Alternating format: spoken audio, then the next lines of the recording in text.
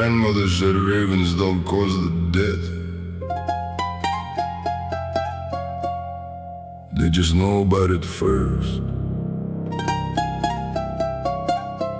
Said they carry information between this world and the one we don't have addresses for.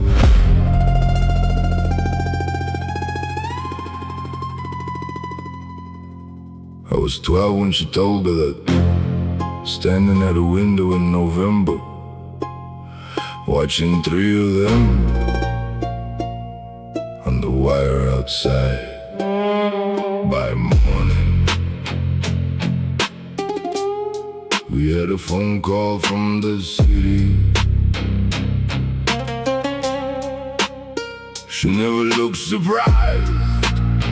She'd already read what the wire said.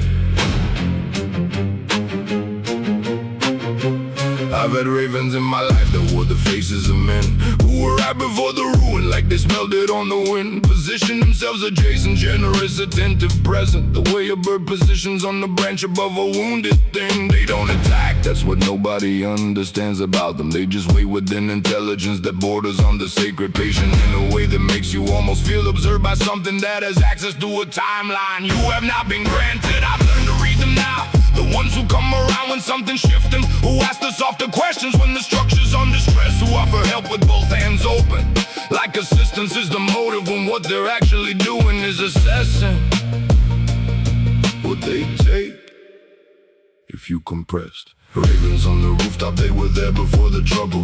Ravens in the council, they were taking notes before the fall. Ravens at the table with their feathers pressed to linen, looking civilized and patient, waiting for the curtain call. I don't resent them, I was taught to read the omen. Every raven in the vicinity is information, not a curse. They tell you what is coming if you know the congregation, and knowing what is coming is the only thing that separates the careful from the hearse.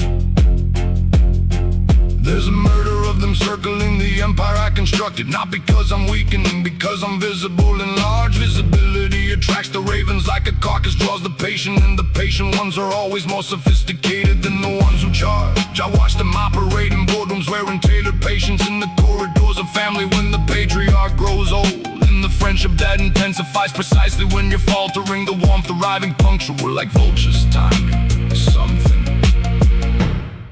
they were told. But here's the thing about the raven that my grandmother omitted, either out of mercy or because she thought I learned it on my own. The raven is not evil, it's just honest about endings. It doesn't manufacture death, it just refuses to pretend that nothing dies.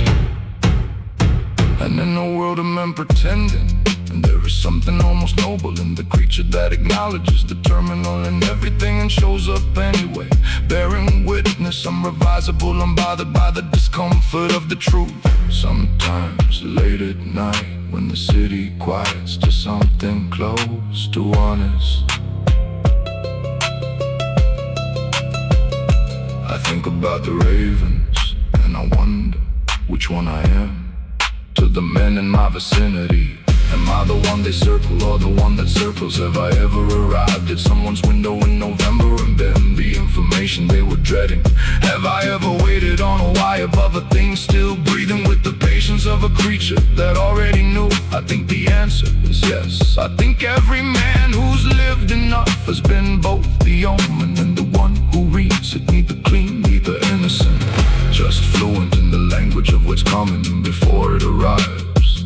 So I keep them close now, the ravens in my orbit, not out of affection, not out of trust, out of the same logic that keeps a man watching the weather, not because he controls it, but because forewarned is the closest thing to armor that the open sky allows.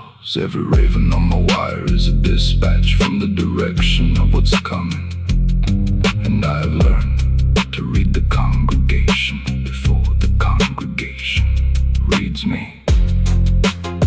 My grandmother's window is 30 years behind me now.